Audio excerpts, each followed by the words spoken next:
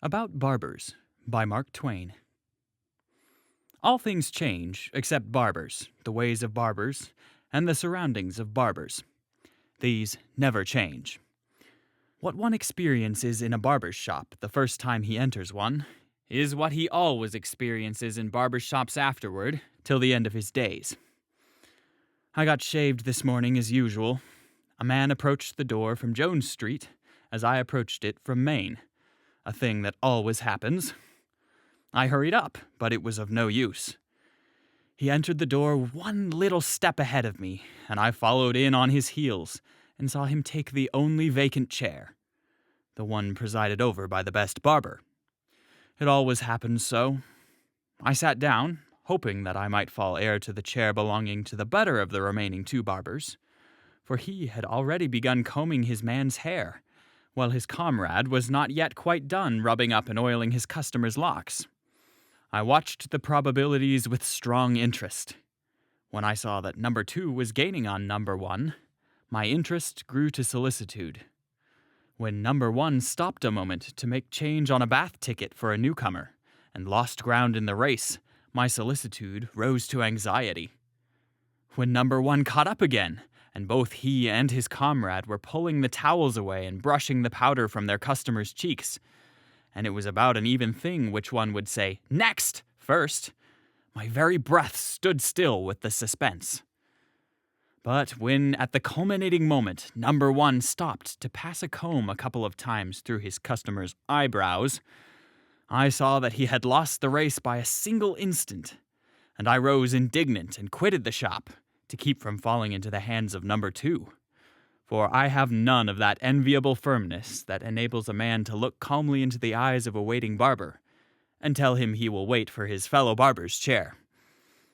I stayed out 15 minutes and then went back, hoping for better luck. Of course, all the chairs were occupied now, and 4 men sat waiting, silent, unsociable, distraught, and looking bored, as men always do who are waiting their turn in a barber's shop.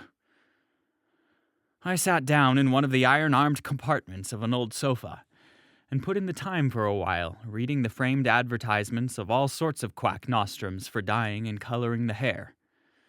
Then I read the greasy names on the private Bayram bottles, read the names and noted the numbers on the private shaving cups in the pigeonholes, studied the stained and damaged cheap prints on the walls of battles, early presidents, and voluptuous recumbent sultanas, and the tiresome and everlasting young girl putting her grandfather's spectacles on, execrated in my heart the cheerful canary and the distracting parrot that few barbers' shops are without.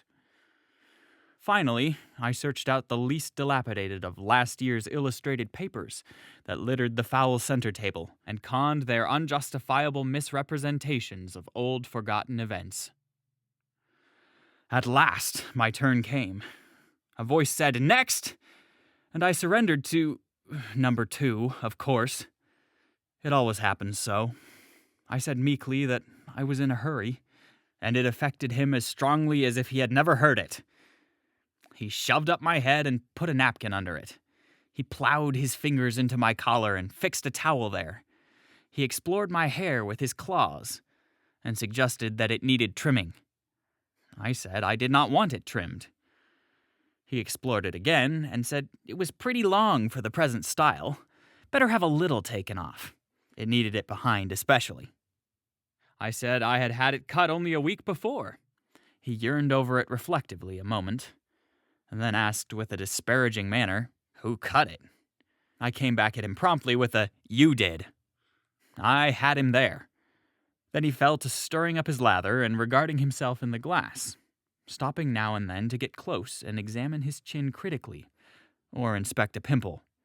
Then he lathered one side of my face thoroughly, and was about to lather the other when a dogfight attracted his attention, and he ran to the window and stayed and saw it out, losing 2 shillings on the result in bets with the other barbers, a thing which gave me great satisfaction.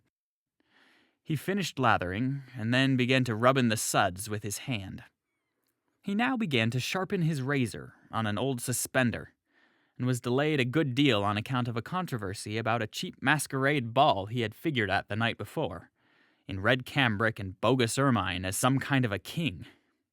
He was so gratified with being chaffed about some damsel whom he had smitten with his charms, that he used every means to continue the controversy by pretending to be annoyed at the chaffings of his fellows.